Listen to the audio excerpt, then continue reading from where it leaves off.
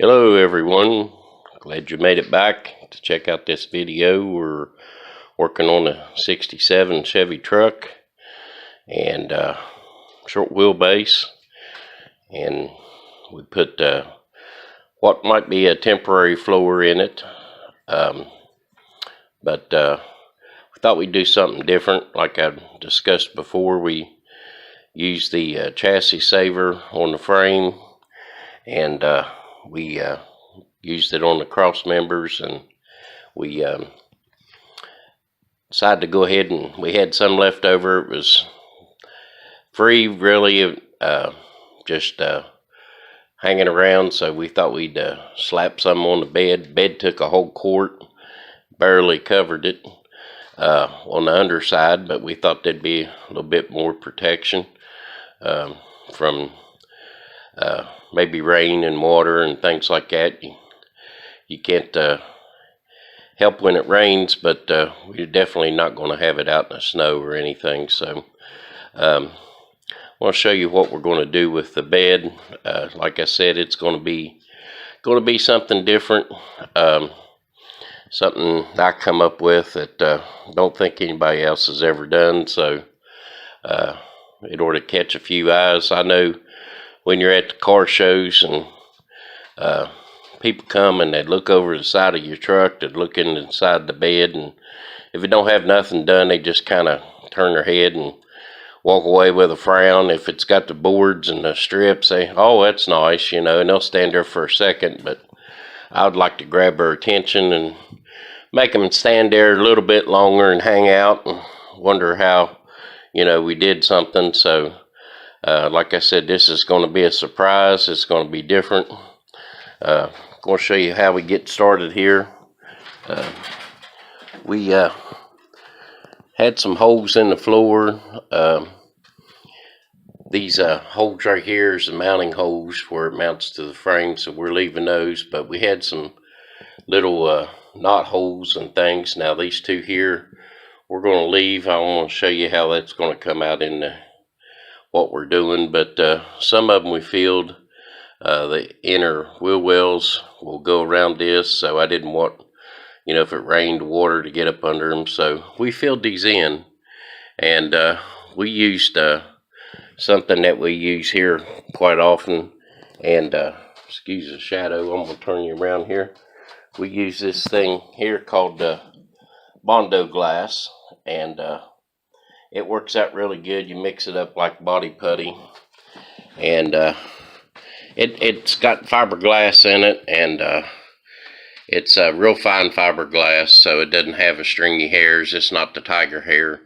It's just got little grind up particles of fiberglass in it, so it sands pretty easy as if you get on it soon enough. And we going to use that because it doesn't crack. It very seldom ever will crack.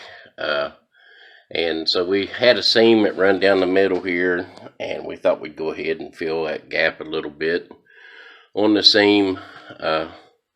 Left that spot up there at the top in case, you know, got to have a place for water to run out. And like I said, those is the mounting holes there. And first thing we're going to do with this, we got the bed sanded, and we're going to still put some primer on this. We've already done this side over here. Got to sand it a little bit more, final sanding. We'll put the wheel wells in last because they sit on top of the floor. We are going to use something on this floor to as an underlayment, undercoating. Something I've had around. It's been probably 20 years. At least that I've had this, and I never have used it. Never really had a good reason to use it, but it's a Krylon Oil Primer, and I don't even know if you can still get this. You can use it on wood, you can use it on metal. You see the old can's even rusty on the top, but I give it a shook, and it seemed like it was going to be okay. So we'll stir it up, slap it on here. Matter of fact, I think that old Krylon come from Kmart when they used to have a Kmart's. Uh, I worked at Kmart there for 4 or 5 years, and I worked in the hardware department, and I think they's discontinuing that, so I got it real cheap. And so had it for all these years, and I thought, well, I'll go ahead and use it as the primer coat.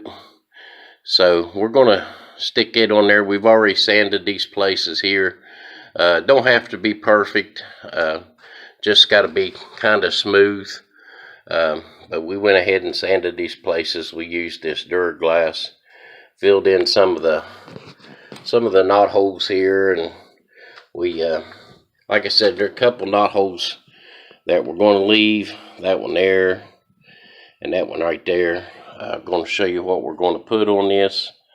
We're going to put a picture on this, and we're going to paint it on there. So that's kind of giving you a little inside info. But we're going to take a break here, and we're going to get this primer coat on. Okay, we're back, and the old primer worked pretty good. Be 20 plus years old, and as you can see, what we're going to put on here is a American flag. It's going to be like a tattered, torn flag that was used in battle. I never served in the military, but I have the utmost respect for those who have, and got a lot of relatives and that's in the military, and it's going to be a battle scarred, tattered, torn flag. It's still flying proudly. Kind of reminds me of something that they flew in, like Iwo Jima or any of those other great battles.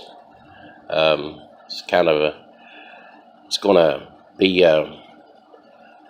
have worn marks in it. It's going to be like I said, it's going to be tattered at the bottom. It's going to be torn.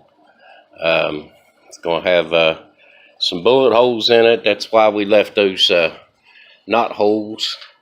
Those just going to be places where like bullets or shrapnel went through the flag. The colors that we're going to be using is safety red, gloss white, sail blue, and then around the outside of the edge of the flag we're going to be using just a straight old oil-based enamel, black enamel. The truck is going to be done in a satin black, kind of like a murdered out theme.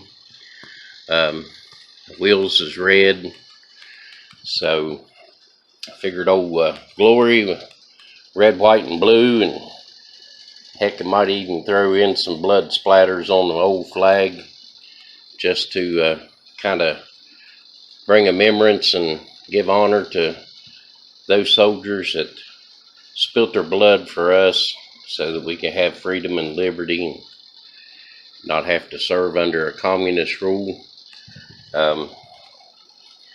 But that's where we're at right now. I was going to mention too on these lips, this old bed, it's 54 years old. It's a 67 model. This header panel that's up in the top actually didn't come with this bed. It come off the parts truck. If you followed the other videos, this is another piece that we salvaged. It had a metal floor, so the header panel on a metal floor bed is shorter, so I had to bend the lip out on it, and then I had to add a piece of 2x2 angle on the bottom for the floor to set on, but it worked out pretty good. And like I said, it just happens to turn out that it was the same color turquoise green that they used back in those days. I guess that's a color. It was a light mint green, whatever you want to call it, but it ain't gonna be that color anymore. She's gonna be satin black. And like I said, we've got a little bit more work to do to the bed. sides, and especially body work and things on the outside. It's in primer, but we're gonna give it another sand over and make sure everything's straight and true. But we're going to start off with the flag. I'm not going to bore you with sitting there watching me paint it. I might do a break in between each collar and film for a few seconds and then go back. I think I'm going to do the flag first, and then trim it on the outside with black. Like I said, the gloss black. Black will also come into play for the bullet holes and the battle scars and whatnot. So stay tuned, and we'll be back in just a few, and we'll throw some color on this.